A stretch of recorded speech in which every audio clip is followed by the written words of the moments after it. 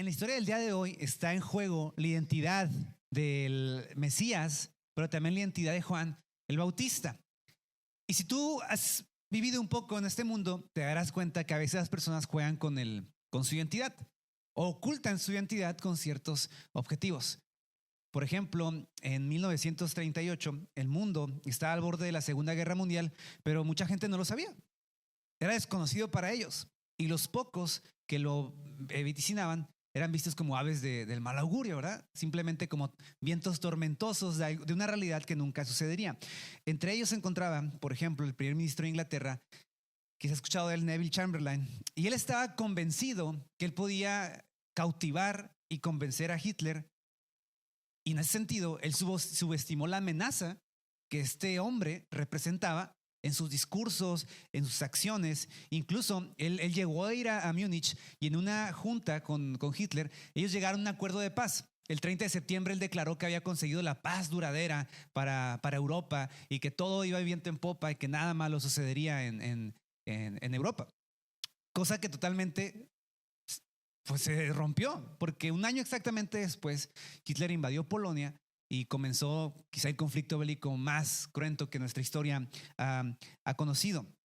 Él jugó con la identidad. Por muchos años Hitler se hizo ver como un personaje de paz, un personaje de acuerdos, cuando toda su intención era realmente la contraria. Y cuando más tuvo la oportunidad, desató realmente sus intereses. Y en el texto del día de hoy hay un juego de identidades y sorpresas. Estos personajes que hemos leído se preguntan quién es Juan. Y Juan no cae en el juego de ocultar quién es o decir falsamente su propósito. Él expone de una manera muy clara que él, aunque es el personaje de esta historia en particular, no es el protagonista de la historia del Evangelio. Pero cuando leemos este texto, lo primero que vas a notar y que nos va a servir de contexto es entender la expectativa mesiánica del pueblo de Israel. Seguramente has escuchado este concepto, el Mesías o el elegido, es lo mismo, el escogido. Y el pueblo de Israel tenía mucha expectativa respecto al Mesías. ¿Pero por qué? Durante siglos ellos habían escuchado que un día Dios levantaría a un restaurador, a un redentor, alguien que los libraría de todos sus problemas y que los llevaría a ser el pueblo de Dios que cumpliría la ley de una manera adecuada. ¿Pero por qué un Mesías? Dios había hecho un pacto con Abraham. Eso lo puedes leer en Génesis 12. Muy temprano Dios hace una promesa con Abraham de bendecirlo a él, pero a través de él y de su familia a todo el mundo. Sin embargo, esa promesa no se había materializado todavía.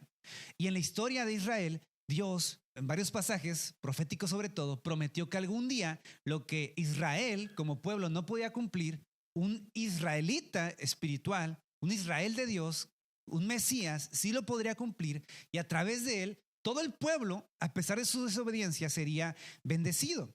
Así que Israel, imagínense, al ser un pueblo en opresión por el Imperio Romano, al ser un pueblo que no podía vivir sus costumbres, sus leyes y su religión de una manera libre, ellos veían al Mesías como un caudillo, como un liberador.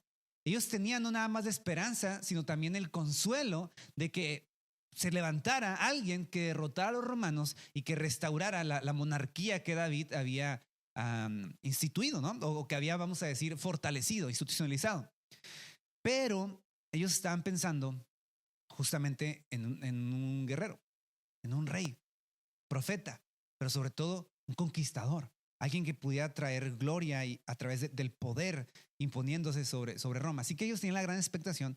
Y cuando el pueblo escucha que hay un tal Juan que está bautizando multitudes y que miles de personas están yendo de las grandes ciudades al desierto a escucharlo y a seguir su mensaje, para ellos las sospechas se disparan. Automáticamente dicen, ¿y qué tal? Y este hombre es Juan, es el Cristo, es el profeta prometido por Dios que nos va a liberar. Yo pienso en nuestro contexto actual, es increíble, por ejemplo, ver, sobre todo en México, los movimientos políticos, cuando hay un personaje cautivador en su oratoria, en su mensaje que mueve multitudes, ¿no? Algo innegable, por ejemplo, del expresidente López Obrador era eso.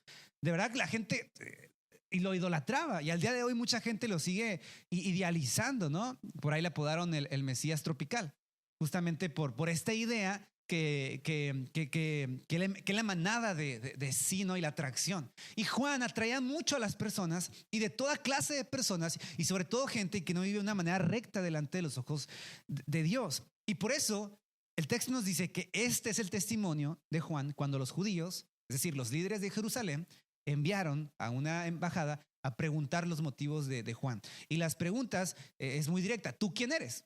No, ¿tú quién eres, Juan?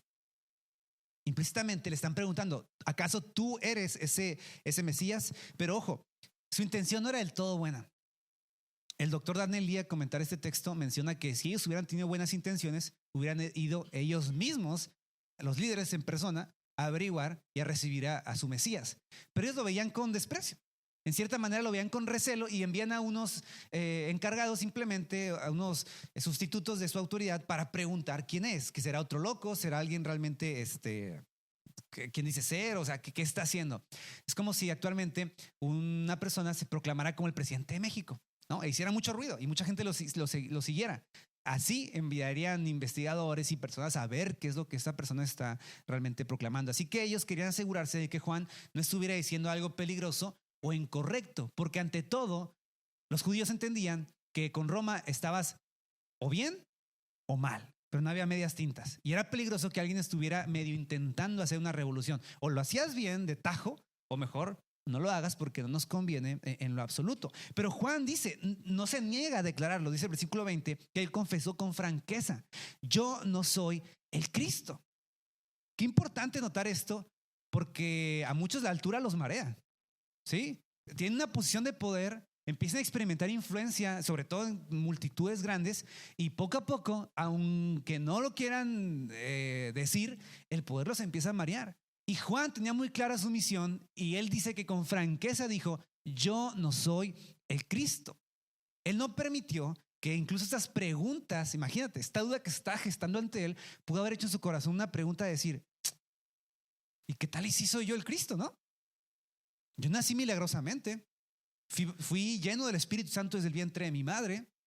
Dios me habla. ¿Qué tal y yo soy el Mesías? Pero él niega con franqueza y dice: yo no soy el Cristo. No pongan esa carga en mí. Yo no soy el Cristo. A diferencia, es interesante porque en otras partes de Juan vamos a ver que Jesús dice muchas veces: yo soy. Pero aquí Juan dice: yo no soy. Es decir, no me vean a mí porque yo no soy el personaje de esta historia. Pero ellos dicen: ¿quién eres entonces? ¿Acaso eres Elías? Eso está extraño si no entiendes un poquito el contexto, ¿no? ¿Por qué le preguntas a alguien que es Elías? Es como si ves a un político y le dices: ¿acaso usted es Lázaro Cárdenas? O sea, a ver, estamos hablando de anacronismos, no tiene nada que ver una cosa con la otra. ¿Cómo me preguntas eso? Pero en la Biblia, en Malaquías, había una profecía que decía que antes de que venía el día del Señor, Elías tenía que venir.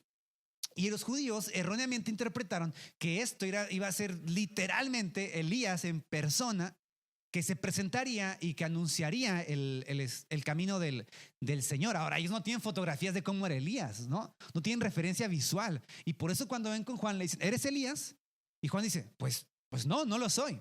Aunque Jesús dice que Juan sí era, espiritualmente hablando, un Elías que anunciaba proféticamente la venida del Señor. Entonces, era espiritualmente hablando, de una manera profética, pero no era literalmente. Por eso Juan dice: yo no lo soy. Y le preguntan: ¿eres el profeta? Ahora, ¿qué significa esto de vuelta? Dios le dijo a Moisés que cuando él muriera, que algún día Dios entre el pueblo de Israel levantaría un profeta, el profeta por excelencia. Y cuando él hablaría con la autoridad de Dios y el pueblo obedecería, y quien no lo obedeciera sería arraigado de este mundo. Ahora, no era un profeta cualquiera. Las características de este profeta solo podían cumplirse claramente en Dios. Y por eso Dios encarnado es ese profeta que realmente su palabra tenía la autoridad de decidir el destino de quien lo escuchara y aceptara o quien negara esa verdad. Pero Juan, ¿qué dice? No lo soy, tampoco lo soy. Su respuesta es contundente: yo no soy el Cristo, no soy Elías, no soy el profeta. Pero ellos le siguen insistiendo, versículo 22, pero entonces ¿quién eres? Tenemos que llevar una respuesta a los que nos enviaron. ¿Qué dices de ti mismo? ¿Quién eres tú? Yo te preguntaría, si alguien te pregunta a ti: ¿quién eres tú? ¿Qué responderías? En mi caso, ¿no? No, pues yo soy un morro de Tijuana, nací en Chiapas, pero fui criado aquí y estudié esto y me dedico a esto. A esas respuestas de esa naturaleza, ¿no? A lo mejor tú dirías otra cosa, no sé. ¿Qué dice Juan? ¿Qué podría decir Juan? A.W. Pink nos da una idea que es muy real. Juan puede haber fácilmente dicho, pues yo no soy cualquiera. Mi papá es Zacarías, el sacerdote. Y aparte de eso, yo soy un descendiente de la tribu de Leví. Estoy escogido de parte de Dios para ministrar la presencia de Dios al pueblo. Y aparte soy producto de un nacimiento milagroso. Mi madre no podía tenerme y Dios obró. Y desde que yo estaba en el vientre de mi madre fui lleno del Espíritu Santo. Pero Juan no dice ninguna de esas cosas, ¿no? Él quita la vista de sí. ¿Y qué dice? Yo soy la voz de uno que grita en el desierto, enderecen el camino para el Señor. O sea, Juan quita los ojos de sí y dice, yo no soy nadie, yo soy solo una voz. Solo soy eso, una voz. Alguien que habla y no en un castillo, no en un palacio, no en el templo, no en la capital, estoy en el desierto. Yo soy solo una voz y estoy proclamando, preparen o enderecen el camino para el Señor. La metáfora aquí, muy clara, es la metáfora de un rey que va a llegar a una población, pero antes de que él llegue, él envía a un emisario, a un heraldo. Y el heraldo, cuando llega al pueblo, ¿qué le dice a la gente de ese lugar? Prepárense, porque viene el rey. Limpien el camino. Aquí diríamos, pinten las banquetas, limpien la basura, ¿no? Échenle ganas, tapen los baches, viene. Es la misma idea. A mí me tocó una vez estar en un evento aquí en Tijuana donde iba a estar la entonces presidente municipal, Montserrat Caballero.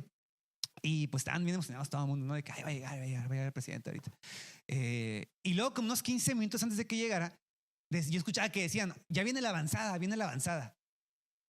Yo no entendía ni de qué hablaban, ¿no? Y sí, dicho y hecho, minutos después llegan dos camionetonas con escoltas, parecían lobos, ¿no? Mirada nerviosa, están checando el lugar, empiezan a revisar, empiezan a quitar carros, taca, taca, taca, taca. ¿Y qué es esta gente? Pues ellos son la avanzada que limpia el camino 15 minutos más o menos antes de que llegue la presidenta para que cuando ella arribe en todo el convoy, pues ya no haya carros que estorben, no haya ninguna amenaza y el camino esté liberado. Juan hacía de avanzada, ¿pero de quién? De Cristo. Él dice, yo soy la avanzada, no me vean a mí, no se confundan. Yo estoy anunciando a otro que viene y yo soy solo una voz que dice, y cita el profeta Isaías, enderecen el camino, preparen el camino del Señor. Ahora, Juan no preparaba la seguridad del lugar, él preparaba el corazón de las personas. Ese era el interés de Juan el Bautista, preparar el corazón de las personas. Isaías 43 dice, preparen en el desierto, es el texto que cita Juan, un camino para el Señor. Enderecen en el desierto un sendero para nuestro Dios. Se levantarán todos los valles y se allanarán todas las montañas y colinas, y el terreno escabroso se nivelará y se alisarán las quebradas, y entonces se revelará la gloria del Señor y lo verá toda la humanidad. El Señor mismo lo ha dicho. Juan era ese, el que decía, preparen el camino, valles suban, montañas bajen, porque viene la revelación de la gloria del Señor, que es Cristo. Ahora, cuando esta gente escucha esas respuestas de Juan, en lugar de ver como una respuesta suficiente, se preocupan más, porque entienden el significado de lo que Juan realmente está diciendo. Juan no está citando cualquier capítulo de la Biblia. Él está citando que él mismo está anticipando la llegada de Dios. Y por eso le preguntan en el versículo 24, los que habían sido enviados a los fariseos, otras versiones dicen un poquito diferente, pero los fariseos eran expertos en la ley. Entienden lo que Juan está citando y le dicen, a ver. Pero si tú no eres el Cristo, ni el profeta, si tú no eres Elías, ¿por qué bautizas? ¿Por qué preguntan eso? Entendamos lo siguiente, en la tradición judía y entre los principales rabinos en la época de Jesús, el bautismo ya existía. Juan no lo inventó, Jesús mismo tampoco lo inventó, ya existía dentro de la tradición judía, pero con un propósito distinto. Cuando un prosélito, es decir, un no judío, griego, lo que sea, sirio, se quería convertir al judaísmo, él tenía que adoptar ciertas costumbres de Israel. Dentro de ellas la ley, dentro de ellas aceptar a Dios. Es decir, hay un cambio, vamos a decir, filosófico de vida, ¿no? De cosmovisión. Pero aparte tenías que someterte a un ritual de purificación. Y ese ritual de purificación era el bautismo. Pero había dos teorías. Unos rabinos decían que un gentil con el simple hecho de bautizarse ya era purificado y podía entrar al pueblo de Dios. Pero otros decían, no, tiene que bautizarse, pero aparte tiene que llevar en su carne la señal del pacto, que es ¿cuál? La circuncisión. Ahora, la circuncisión, creo que todos sabemos que es un poquito, pero era un acto de mutilación de los genitales masculinos, de manera que constantemente a quien se había sometido a ese proceso quirúrgico recordara que él y toda su descendencia era de Dios. Es decir, diario te ibas a acordar que tú le pertenecías a Dios y que en tu cuerpo llevabas una señal del pacto. Ahora, estos grupos decían bautizo solito, y ahí con eso. El otro decía bautismo y circuncisión. Pero lo que ningún grupo se hubiera atrevido a decir es que un judío necesitara ser bautizado. Eso era ilógico. Y Juan era exactamente lo que le decía a las personas. Oigan ustedes, pueblo de Dios, arrepiéntanse y bautícense. El reino de los cielos se ha acercado, purifiquen su pecado, vuélvanse a Dios. Así que esta gente está muy confundida porque, a ver, ¿qué estás haciendo, no?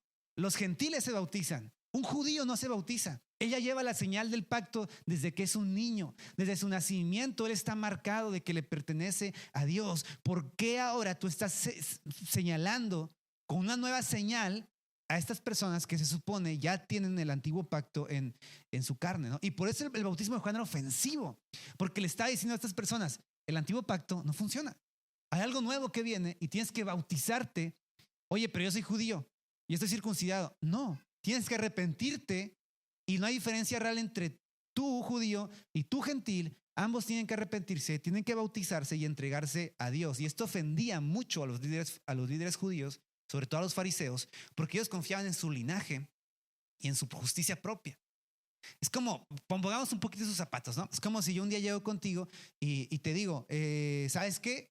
Tu nacionalidad mexicana no tiene validez, tienes que naturalizarse de nuevo. Ahorita eres un alienígena aquí en la tierra y en México. ¿Qué dirías tú? No estás viendo el nopalote, ¿no? ¿Qué le dirías? Soy mexicano. O sea, ¿cómo que me tengo que naturalizar de vuelta para ser parte de la nación? Y es exactamente lo que Juan les decía. Ustedes ocupan purificarse, arrepentirse, porque la circuncisión verdadera no es la de la carne, sino la del corazón. De nada sirve tener todo mutilado donde quieras, si no hay un arrepentimiento de corazón. Y por eso Juan no les contesta directamente, al contrario, él está anunciando otra realidad, ¿no? O sea, él no les contesta la pregunta diciendo, por esto, en esta autoridad. Él se va por otro lado porque no debía contestarles conforme a su necedad. Pero lo que Juan estaba revelando a través del bautismo era algo muy grande. ¿Qué estaba diciendo? Otra vez, que el verdadero bautismo era no el físico. El agua no puede quitar nada. No, pero había un bautismo espiritual al que ellos serían sometidos por Cristo, y que esta señal que ellos llevaban en última instancia no los validaba como personas transformadas delante de Dios. Así que Juan entonces apunta a una realidad más grande. Él dice que el Mesías vendrá y que él va a inaugurar un nuevo reino, y el nuevo reino tiene un nuevo principio y también, por supuesto, una nueva señal. Versículo 26. Yo bautizo con agua. Es agua. Pero entre ustedes hay alguien a quien no conocen y quien viene después de mí, al cual yo no soy digno ni siquiera de desatarle la correa de las sandalias. O sea, Juan dice, a ver, yo solo bautizo con agua. El agua al corazón y a la pecaminosidad humana, ¿qué le hace? Pues nada realmente, ¿no? Es agua. Lo que yo predico es un cambio del corazón. Y Juan les dice, yo bautizo con agua, pero no pongan el énfasis en mí, pongan el énfasis en el que viene después de mí y que ya está entre ustedes, pero ustedes no han reconocido todavía. Es algo que ya hemos visto en Juan. Ustedes no lo han reconocido y él no salpica con agua. Él salpica con fuego y él juzga al mundo. Juan entonces está apuntando aquí a la grandeza de Jesús, porque su mensaje no era para 500 años más adelante. Él les dice, ese hombre que viene después de mí ya está hoy en día entre ustedes. Entre ustedes ya está. Quizá Juan tampoco lo conocía, ¿no? De hecho, vamos a ver que la siguiente semana que no lo conocía. Pero Juan entendía de parte de Dios que él ya estaba en el mundo. Y Juan dice, pero yo soy tan pequeño ante él que no soy digno siquiera de desatarle la correa de sus zapatos, de su calzado, ¿no? Ahora quiero que piensen en lo siguiente. Un discípulo estaba obligado a hacer por su maestro todo lo que le pidiera, menos una cosa. desatarle la correa del zapatos o del calzado. Eso no era digno ni siquiera que un discípulo o un maestro lo hiciera. Eso estaba reservado para el peor y vamos a decir el más bajo de todos los esclavos. Solo él era digno de hacer eso y lavar los pies de un señor. Y Juan se ve a sí mismo y dice, ante él, yo que soy un profeta, yo que ustedes me ven como el Cristo, como el Elías, como wow, no soy nada. No soy digno siquiera de desatarle la correa de sus zapatos. Qué increíble.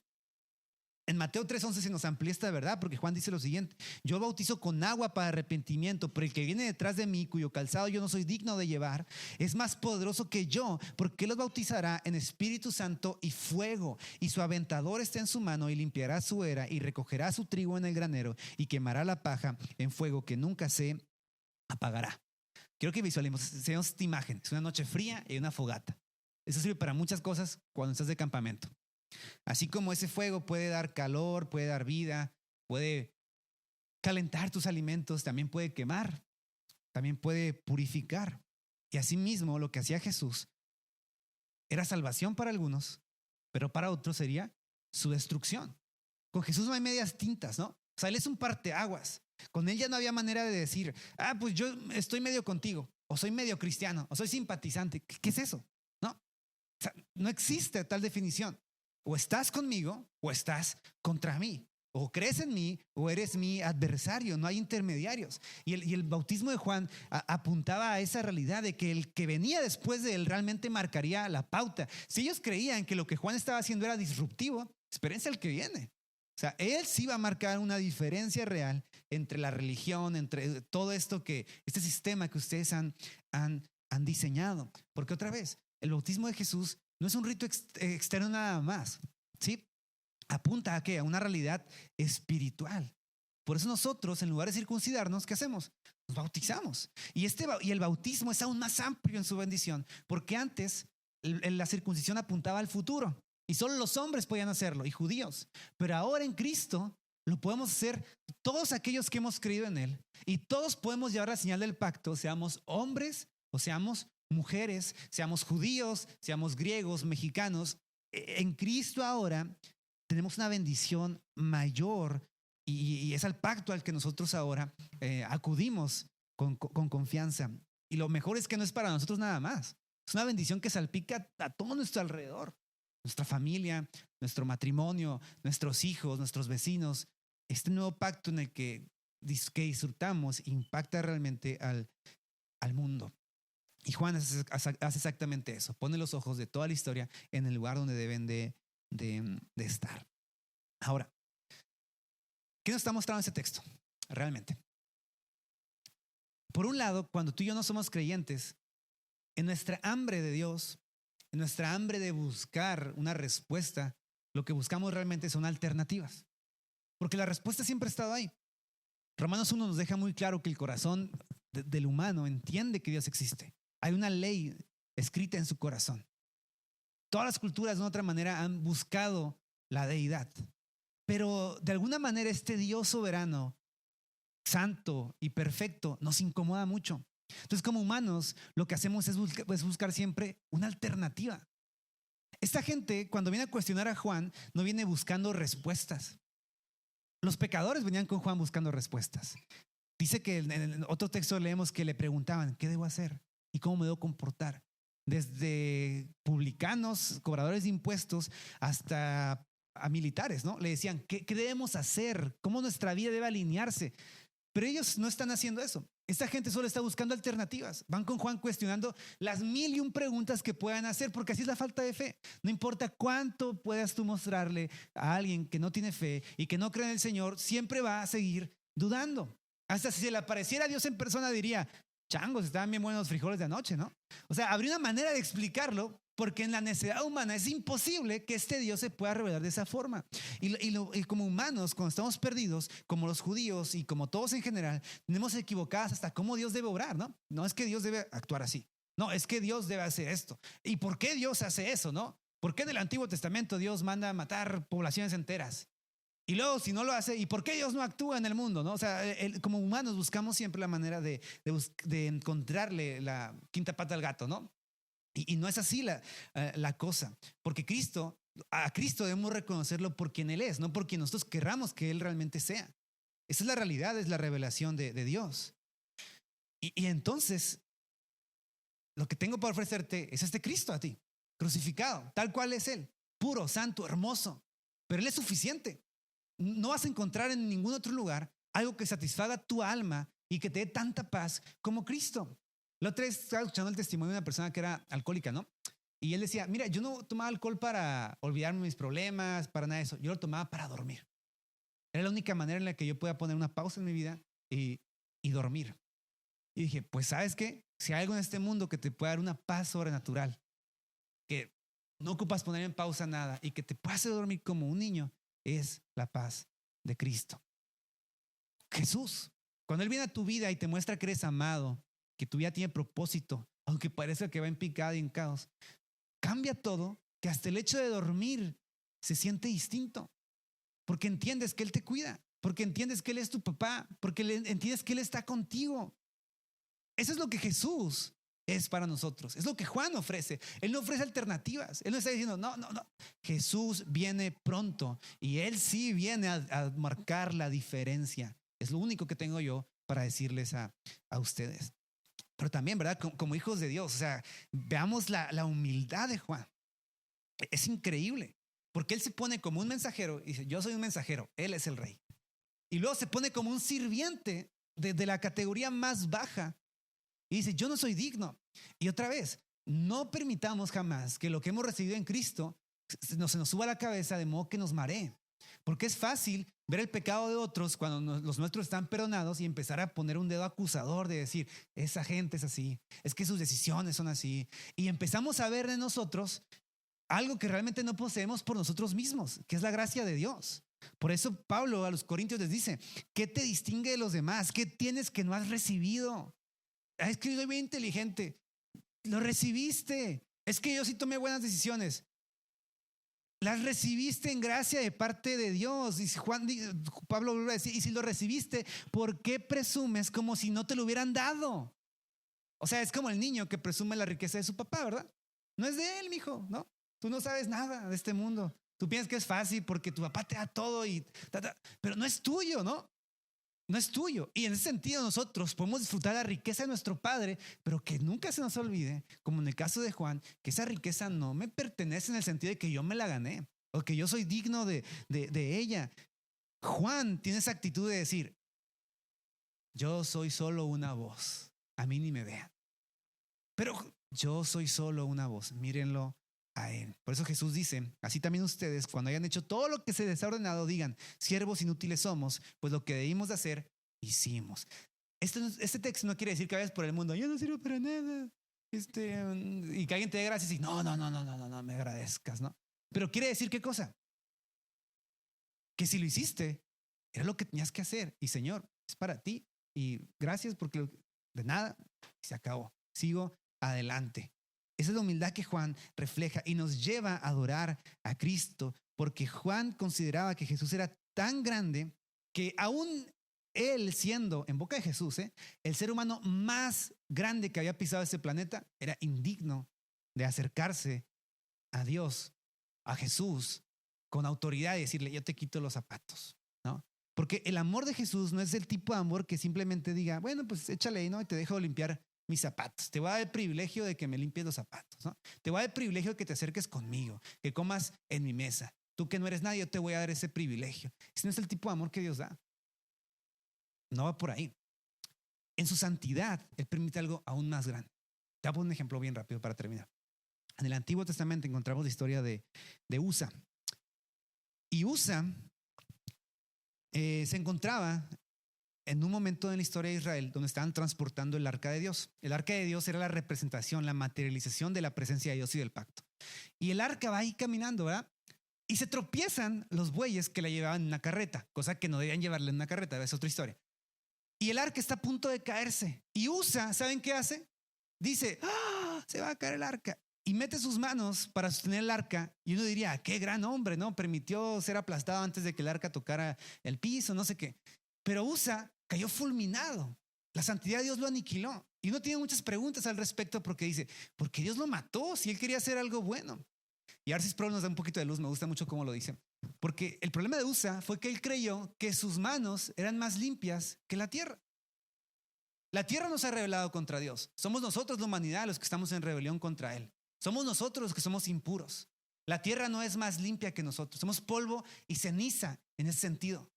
Pero Usa dijo, mis manos son mejores que la tierra. Se creyó digno de tocar la presencia de Dios. Y nosotros, si tocáramos a Jesús porque somos dignos o porque si fuéramos dignos, seríamos alejados de Él por completo. Si Jesús dijera simplemente, tócale para que veas, en el momento en que tú y yo nos acercáramos a Él, seríamos destruidos por completo. Pero la gracia de Jesús es tanta y su amor para la humanidad es tanto y la misión del Padre para Él era tan grande que cuando Jesús caminó en esta tierra permitió que el humano lo abofeteara, permitió que la humanidad lo crucificara. Cuando Jesús iba caminando y la gente lo tocaba, la gente era sanada, no aniquilada.